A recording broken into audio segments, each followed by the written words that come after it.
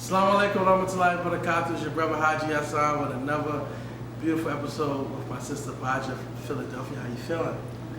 Alhamdulillah, we're here. Beautiful, man. On the 12th day of January. 12 days into the new decade.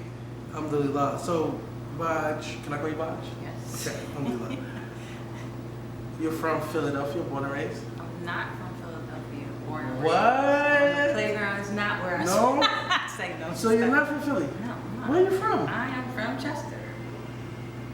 Chester is where? Like 15, 20 minutes south of Philadelphia. Wow. I did, however, go to high school in Philadelphia.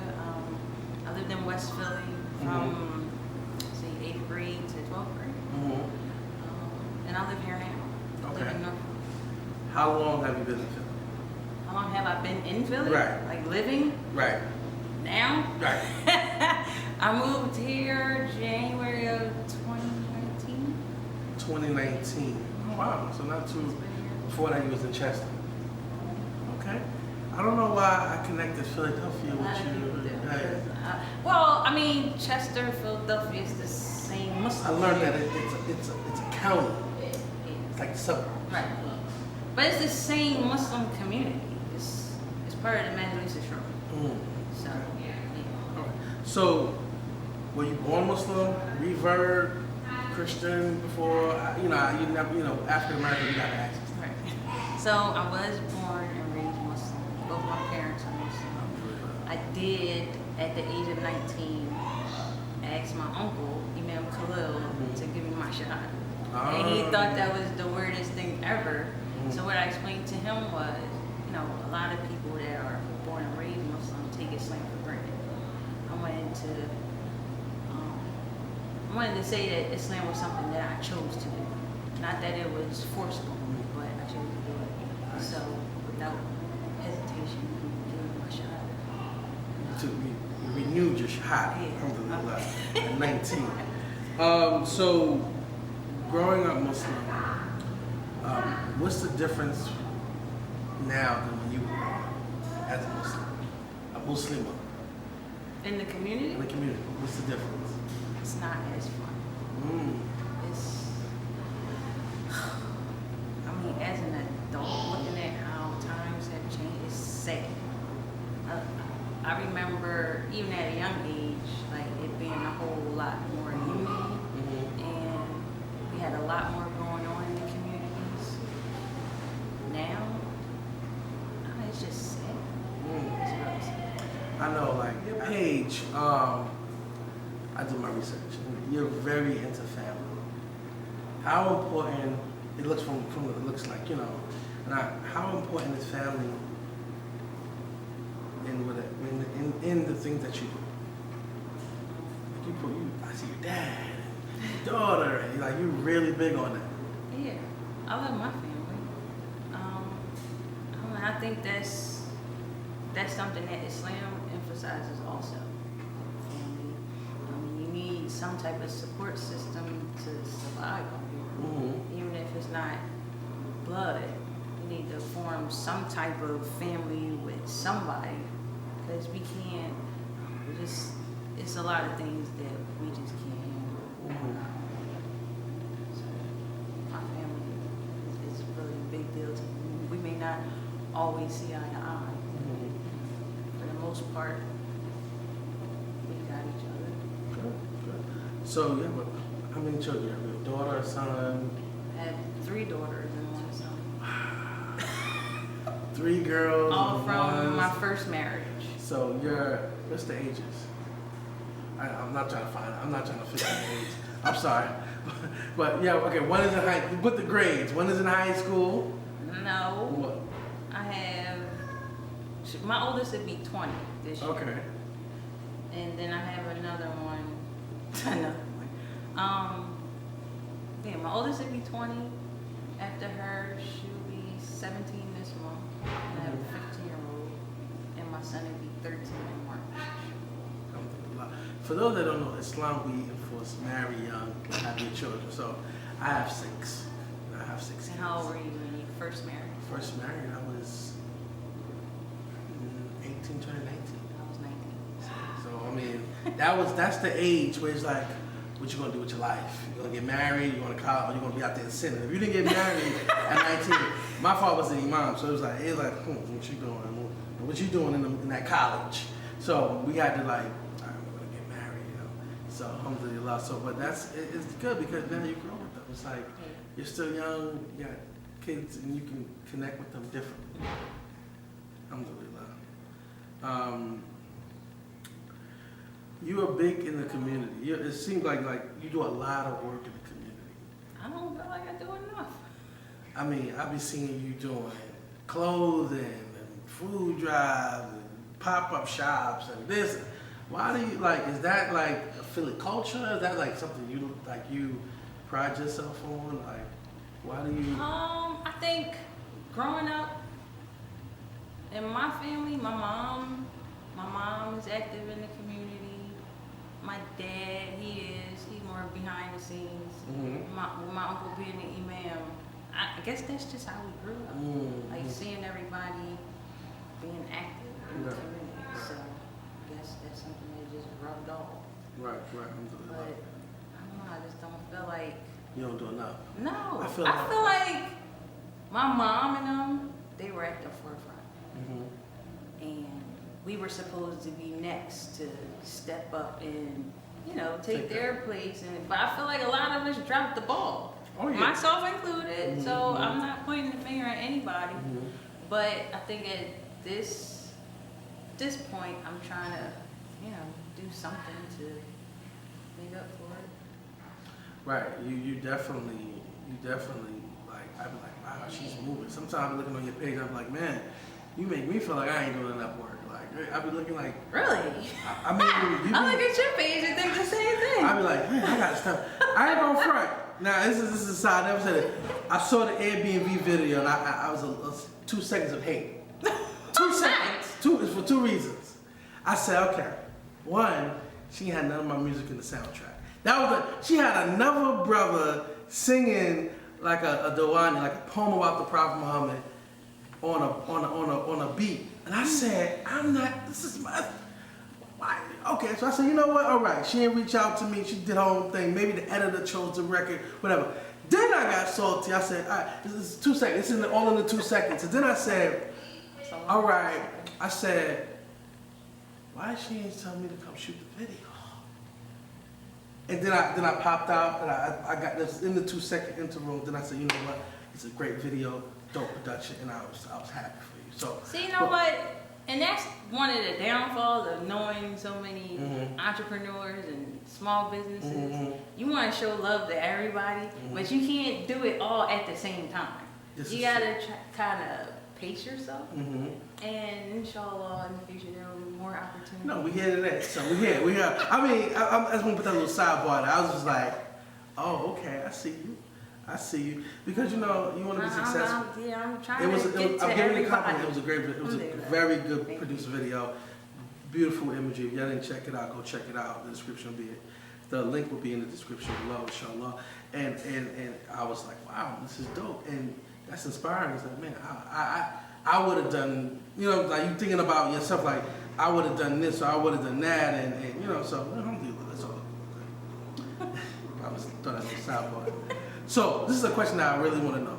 How many businesses do you have? Do you have a day job? Like somebody be like, my wife is asking, she's like, so what does she actually do? And I'm like, I said everything, a little bit of everything. I mean, clothes, Airbnb. She does Uber. I think she was doing Uber, right? Uber. And I'm like, she's like a hustler of let's go now. How many ventures do you have? Technically, I have one business. Okay. That's my child care services. Nice. You've been doing that. I remember. I've been doing that pretty much all my life. Right. And what does that entail? Right now, I'm a nanny. Mm-hmm. So I'm a full-time nanny, part-time babysitter. Gotcha. I have one. What's the difference? So I have one family that I nanny for. That's my 9 to 5. I work that throughout the week. Mm-hmm. I have another family that I babysit for, and they usually call me on the weekends. Okay. Go out, whatever. So you with kids 7 days a week? So So you raised, so Raised my own. raise your own. I raised other little people. kids. Oh. But this is, I mean, I like it. I like seeing kids develop and, you know, how they learn and what they pick up on. I like them to have positive influences. I like to see how they come into their own individuality and, you know, when they become independent. I like seeing those things. Okay. I'm gonna say the difference between a nanny and a babysitter. Okay, so if you just want somebody there to make sure the house doesn't get burned down, you would hire a babysitter. Right. It's just pretty much supervision. Might play a few games with the kids, watch movies. But I think a nanny is more involved. I don't necessarily have a curriculum that I follow. I pretty much follow the children's lead. They homeschool? Or they go to school and you like pick them up? My kids, these kids in particular, I've been with them since they were 4 months. They are now, they will be 2 February 1st. Oh wow, so they're not in pre-K yet. No, they're very smart. Right. They're very smart. Like, we have a lot of one-on-one interactions. Like, something as simple as counting the steps. You go up and down the steps. So now they can count to 10. And they can even, like, sort things and count them like that at the age of 2. Oh, wow. So they pick up on stuff very that quickly. one-on-one interaction, that's priceless. You know? Yeah. And I'm talking to them as if, you know, we don't do the hey boo boo sticky button stuff like that. So I'm talking to them, you know, the way I would talk to you. That's clean. That's dope. So that's child care, and then what else you do? I hadn't done Uber. I did Uber. Uber was like, How was it being a Muslim woman and doing Uber? and you know what? I said that. I was like, I would never do Uber because I just would not feel safe. Random people having jumping other in people your in my car. Yeah. But it came to a point where I had no money coming in. I had no money coming in, and I'm like, I have to do something. And I really didn't want to go out and get a job. Like, I have responsibilities of my own at home with my kids. You know, I have to take them to school and be home. I like to be home when my kids get home from school. So I had to find something that worked around their schedule. And the fastest thing I could think of was Uber. Okay. How was the Uber life in Philly? I know New York is booming. I didn't Uber in Philly too much. Where did you Uber at? I mean, it would bring me up here sometimes, but mainly Chester. Delaware County. Delaware County, okay. Yeah, so Westchester, around the media area, just out Delaware County for the most part. Yeah, I did eBay. Like I said, those things were like, that's stuff that I was doing just as some income. Right. And it was mainly because I didn't want to go to work and be away from my kids. Gotcha. So you made the decision to control your time. Right. That's And important. I watched kids. I was still watching kids at the time. Okay. But it wasn't the same as, you know, the whole new thing I'm doing now. That's good. That's good. What is your most successful venture? Something that, or job, or something that as a Muslim, something that you like, wow, I'm good at this. I would say childcare. Childcare. It's been the most consistent. It's been the most fulfilling. And it's helped me to be a mom. So, like I said, I've been doing this most of my life, starting in my teenage years. So getting that experience helped me to, you know, be, I hope, a good mom. That's for my kids to determine whether I'm a good mom or not, but you know. Okay, all right. Switch gears for a second. In 2019, I saw Instagram. It was a crazy accident that happened. It's like a police chase and they totaled your car. Yes. Like, that was like TMZ. I'm like, is this real? I had to watch it like 3 times. Like, People thought that was a movie. I said, like, what you doing? Like, but when that happened, how did that affect you, your life? I always look at stuff like that as a test from alone. I don't know exactly what he's testing at the moment, but I know my first thought is, okay, be patient. Be patient, and just see how this plays out. But I know that some things, I feel that some things are not only a test for me, but they can be a test for the whole community. Gotcha. To see how everybody reacts. And you got a good response from that. Yeah, I mean, like my sister, she started the GoFundMe for me, and that did well. And just seeing how helpful people were in my time of need, it made me want to help people more. So, but you've already been doing it. But still, you never feel like you're doing enough. Right. So even when an individual, because a lot of those GoFundMes we look at with the side eye. Tell me about your affiliation with Airbnb. What you ran out to space? What are you doing? It's another business. So I saw something cool. I saw you giving like dawah classes. Like people come in, you teach them, talking to them about Ramadan, and put emphasis on iftar and stuff like that. So talk about that a little bit. So I had an idea. Everything just starts as an idea. That's what most people start with. It was just an idea. And a friend of mine pointed me to the Airbnb site. And, at first, my initial idea wasn't to do an iftar. It was just, I want to, maybe be a hostess and somebody can rent my space, to do small group activities. And while they're doing what they do, maybe I can serve the food and, run down over the door, something like that. So he's like, well, go look on Airbnb because, you might find something on there. They have a platform for that. So as I'm looking at their guidelines and their expectations, and they want you to give people access to something that may be hard for them to find.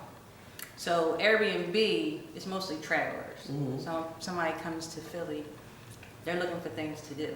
So I'm like, well, what can I do? Right. And I'm thinking, all right, maybe I can do my daughter's book club because we were doing that. But as I'm filling out the criteria, it wasn't working. So I don't know where the idea of the iftar actually came from. It just popped in your head. My mom was like, it was from Allah. Right. So I'm like, okay, I'll go with that. So, and I'm filling in the criteria and everything, and the iftar thing just worked. And I ran it past my friend again, and he was like, that's going to work. Like, that's a good idea. So I just started doing it from there. And I wrote up, a little sheet of information. I invited some people. We did the test run. Everybody enjoyed it. It seems like it's going to work. Okay, sure. Man, love it successful. So you're doing like once a month, bi-weekly? What do you mean? So the way it works on Airbnb, I would plug in my availability on their calendar. And according to my availability, that's when people will book. So if you're already in the city or traveling to the city, you would look at the calendar and see when I would be available to do it. And, you would come that day. And you can come, I only can accommodate 10 people. So you can be one of 10 random people, or you can book a private party for you and 9 other people. So this is aside from, say, these people traveling, they got an Airbnb somewhere, then they can book an event and go to do something in Philly. Wow. Well, it's an experience. An experience. And that's. I need to do some stuff. But that's pretty much been my thing lately. Like, I moved into my apartment for a new experience. I never lived in a loft before. Right. So it's like, well, why not? I got the money for it. Right. It'd be something, even if it's for a year or two, I can look back and say, I did this. Right. I experienced this. It was a great experience. I'm happy I did it. When do you have time for you? I'm just thinking about, you said Monday through Friday I do the nanny, and then I babysit on the weekend. When do you have time for all of this? I'm working that out. I've been trying to do some team building. I always try to incorporate my family first. Good. A lot of them have their own things going on, so when they can help, they help. If they can't, mashallah, try to find somebody else that can help me. I don't know if you remember, I was doing the vendors market. How can I? Yeah. I mean, you used to literally, like, this, I'm trying to explain to y'all, she does everything. I mean, what don't you do? I mean, I guess I like helping people. I like helping people eat, figuratively and literally. Now, I want to bring that back, but I do need help with that. Some things, you know, like I said, they were just an idea that I just wanted to see what would happen. And, you know, alhamdulillah, they were successful. I had to stop because I didn't have enough help. So now that I can maybe afford a little more help and bring some people on, I would get like money. to. You get money now. You know, when you get money, it's like they use the words like afford and team building, brainstorming. When you get in the bag. Switching gears a little bit, I wanna hear your thoughts on okay. See, can't do it. Saved by the bell. Let me pause this.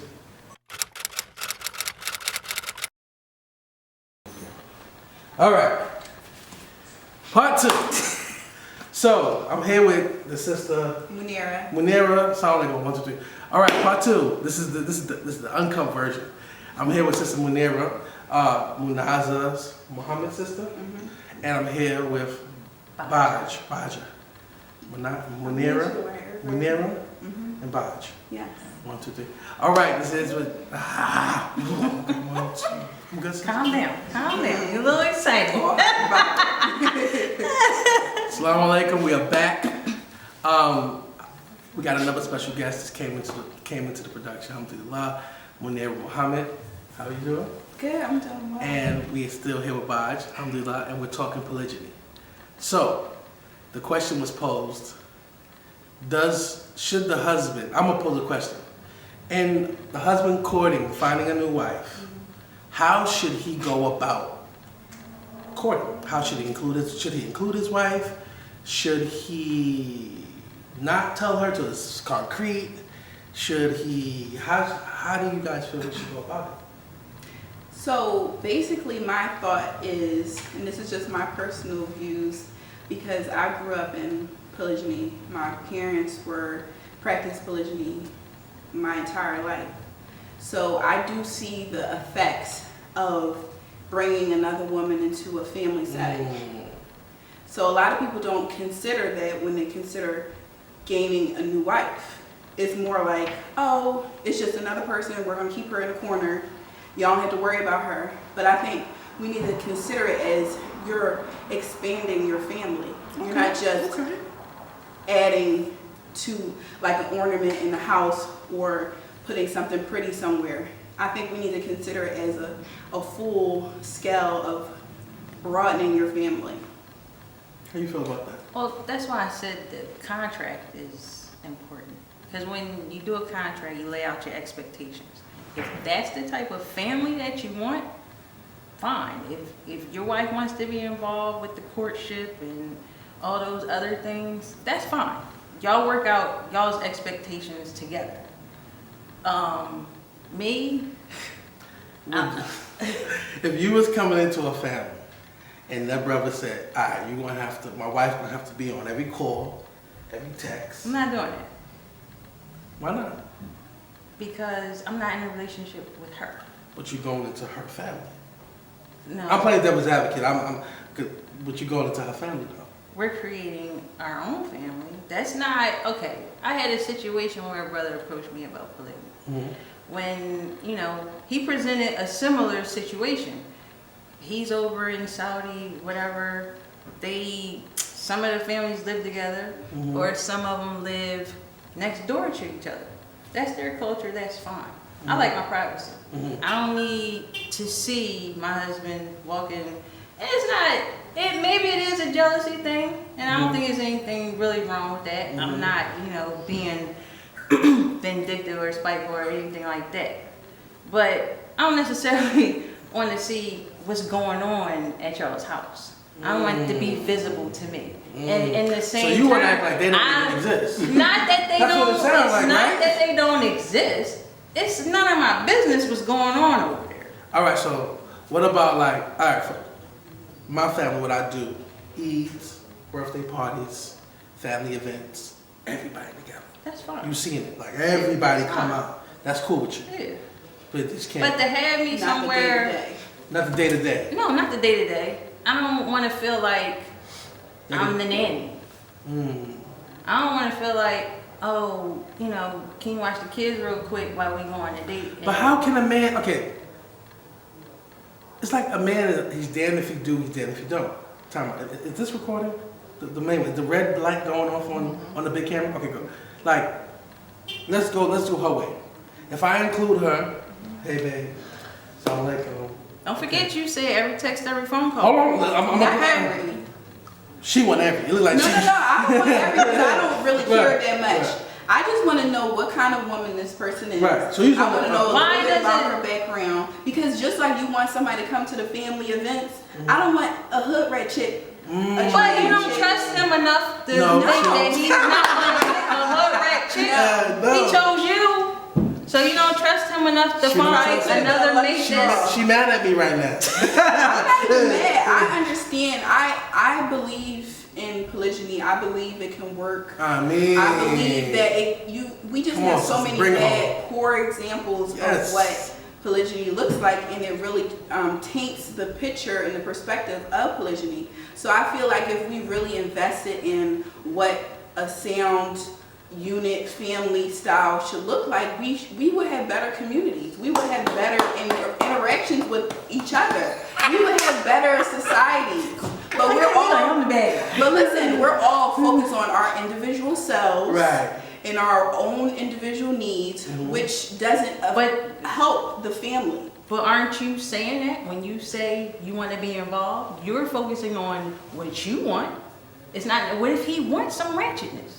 He might Then not, we can talk you about might it. not have. We can talk about What do you it. gotta talk about? Because we're friends. Right, but you might not be ratchet enough for him. That's true. And he might need a little, I might need a little more ratchet. ratchet. something. I can be ratchet. She wanna control Let him it. go be a little ratchet. As long as she's respectful Right, to you, right. it shouldn't be a problem what type of woman he's choosing. But some women aren't respectful. It's very funny to me how I see some women entering into someone else's marriage and treating it as if this is their marriage and they're the first wife, and they get all of these feelings as if they didn't kind of like impose on this other woman's life. When you say someone else's marriage, that's where I'm lost. Like, because I'm thinking of it as he has a relationship with her, he has a relationship with you, She he cold. has a relationship with her, and a relationship with her. These are 4 separate marriages. It's not, you might be one family at certain times, gatherings, whatever like that, but he has a whole different setup in each individual house. I'm saying, Sometimes that's not the case though. Sometimes, I mean, when you think about it, it's this one man and you think he can think of all those 4 different settings and be able to differentiate all that. Sometimes you need that unison, that familiar model in every household so that you can be more impactful. You know, we do this together, we go to Juma together, She's on a program. we discuss our issues. I mean, because I think I look at it from my background. My background is in like counseling and trauma therapy. So I look at it from like a decision-making model, and a model where you have to really think long-term of the decisions that you make. And sometimes when we're just thinking about our own needs, our own little feelings, like just because I want to be involved doesn't mean I'm going to feel good about it. Doesn't mean it's going to be like cherries and blossoms. And Guys, okay? Yeah. Be careful, please. like it's not always going to be where I'm just 100% cool, calm, and collected about the situation. My emotions could be high one day, low one day. I couldn't care less. Oh, call that girl. Call her. Like don't talk to me. Like go. See, this is the problem. This is the problem. Men, you put us in a hard situation. This is rough for us. Y'all put yourself. No, I'm gonna break it down to you. And I'm gonna say something that you might not like. This is my personal opinion. Like she's like you boy, I'm gonna throw this phone at you. I think every man has the desire to want another woman. I think Allah has put that in every single man, whether he acts on it or not. It's there. Right. Some men can control it better than others. Some men have more fear of Allah, more awareness, but it's in every man. Now, knowing that as a woman, why do you guys think, please don't take this the wrong way, that you are the end-all be-all? I don't think that. Like one woman, it isn't, men, this is how men talk. We become like married for 7 years, and I think, or 5 years, or 3 years, or 2 years, or 10 years.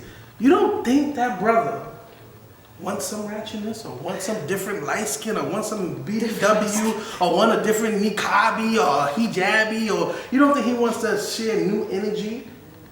I think that's fair, and I think just when you think like that, you I know should I'm think gonna be hated. I know No, the comments are gonna be crazy on this. you should think about it from the other perspective. Don't you think your woman wants a Yes. taller man? A man with a six pack? A man with some hair? You know, some like money. some more money. cash flow. This is true. So we can get flued out and go Right. on trips and Right. all go to traveling But in reality, we know that men can have Allah decreed what he decreed. Right. So that we can talk in hypotheticals. Right, like, he hey, decreed what he decreed for what purpose?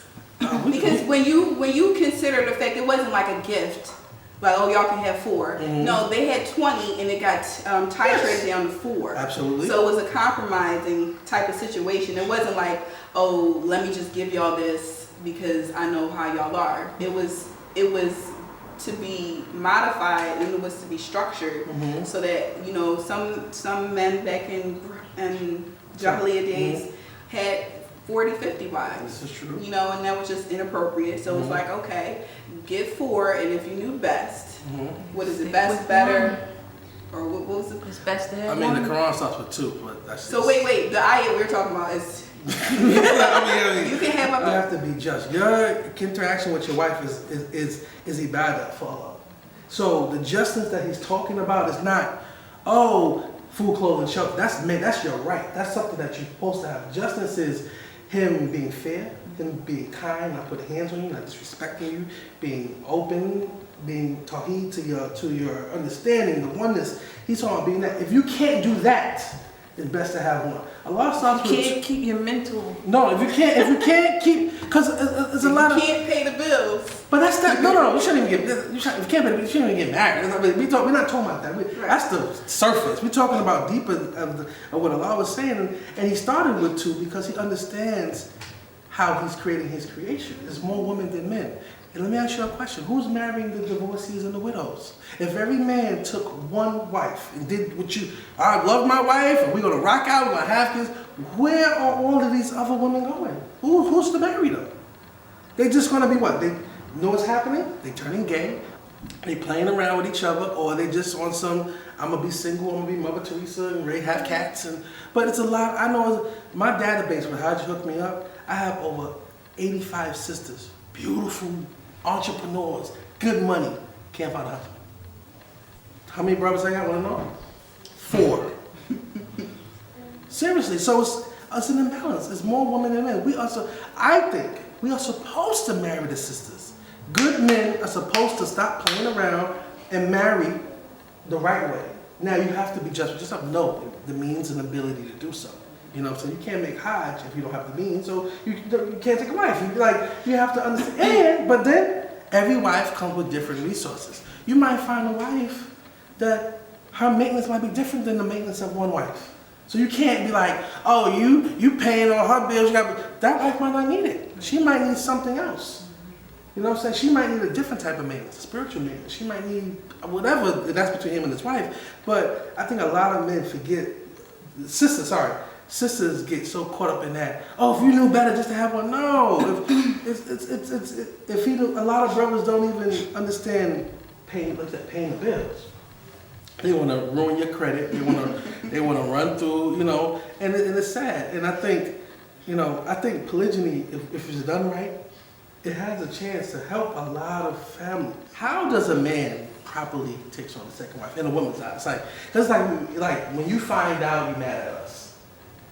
Like if you go, occasionally how you just wake up and remember the password that you saw 2 years ago, and you go through the phone and you see, oh, he's talking to Aisha from, I don't think that should happen. Like, if I have to find out that way, of course I'm going to be upset. All right, so, but then if I bring it to you and say, okay, this is something I'm interested in, you say you want to be on the, like, how does that look? You going to be on the freeway? You work your way into it. You know how to finesse, right? Right. So you don't just go in with the full blow. You go slow. You just talk about it like, hey, I've been thinking about this for a while.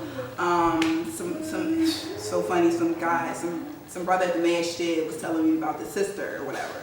So, I've been thinking about it. I mean, you can finesse it where it's not like I think finesse has bad connotation. That word. Sometimes some women just they don't always want to hear the full truth all the time, like the full scope of every little thing. That's why you gotta get an older sister. Be brought to my attention. Right. And when y'all court, I don't need to be involved. I just ask that you be respectful. Don't do anything to disgrace our marriage. Don't do anything to disgrace yourself.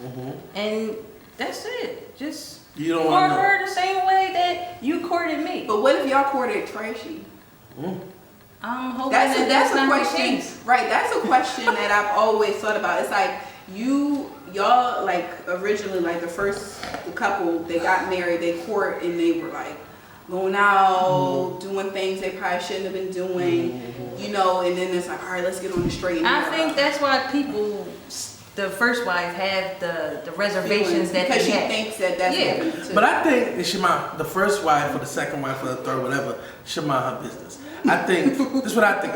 Personally, no, I agree because I think when you're involved like that, you have way too much power. You have way too much power. This is all you need to know.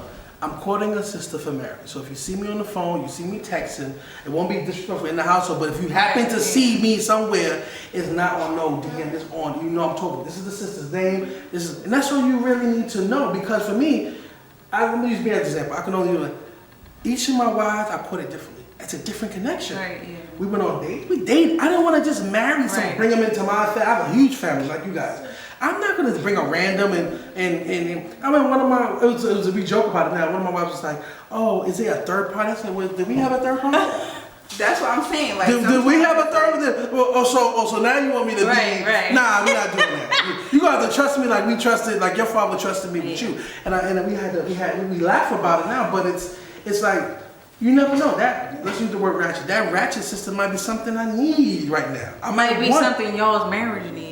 Right. I might want to listen to her craziness and so I think. So does that mean that's going to impede on your original marriage? Because a lot of times I see brothers investing in a new relationship and then they fail to acknowledge the relationship they already had.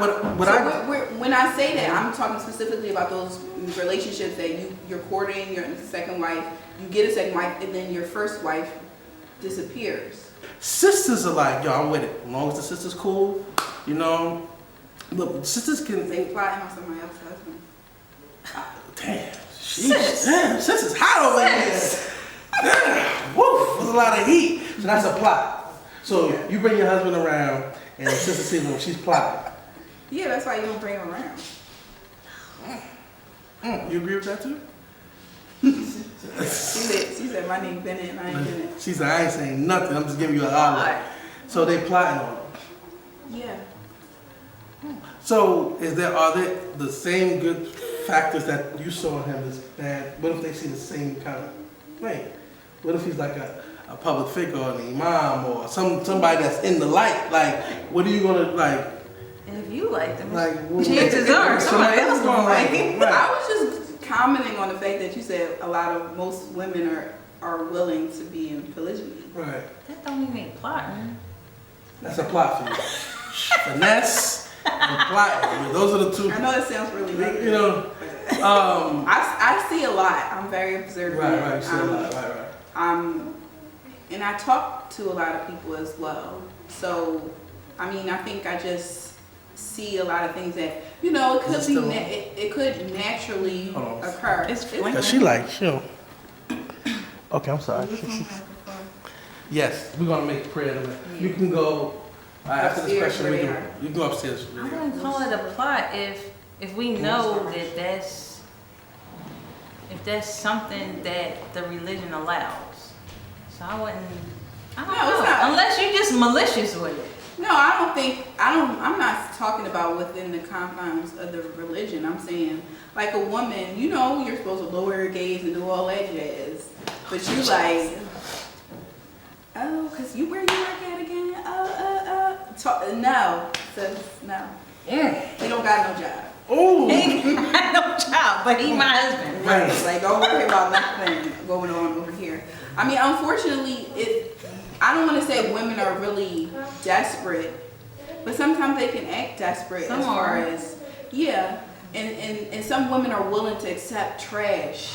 And that almost makes the men not have to level up because these women are willing to say, oh, you don't have to pay my bills. You don't have to give me money. Just come here 3 nights a week. That's all I need. That's what some people just need. No, that's not what they need. That's what they're telling themselves. That No. No. So you mean to tell No. me everybody needs Maintenance? everybody needs the same type of maintenance? No, these women are throwing away their rights, just like men have these rights to have these women. And these women are willing to just throw away their rights, knowing they're struggling. What rights are you talking about? Their rights to be maintained, to be provided for. Well, what if she don't need that? What if she do need that? These people, I'm not talking about these women that are moguls and doing all this stuff. These women are on Section 8, food stamps, don't have no savings, haven't even left Philadelphia. Mm-hmm. They don't have any resources, but they're willing to say, I just need a man, a warm body next to me on this blow-up. But can I ask you a question? No judgment. What if companionship to her is more important than money? But that's fine. But when you're considering everything, like this, the government is taking care of your wife, and that's acceptable. And some men plot on women like that. Oh, she got 3 kids. That means she probably got PHA. She probably got food stamps. She probably get WIC. She did, you know, I don't need to do this, checking off the list. And unfortunately, that's what it looks like. And they see a woman with some standards, and they think, oh, she high maintenance, or she want too much. Oh, you can get that yourself, and this and the third. And I think that's unfair because, yeah, I'm not high maintenance. I just know myself, and I know what I need and what I require. And that doesn't mean, you know, I don't deserve that.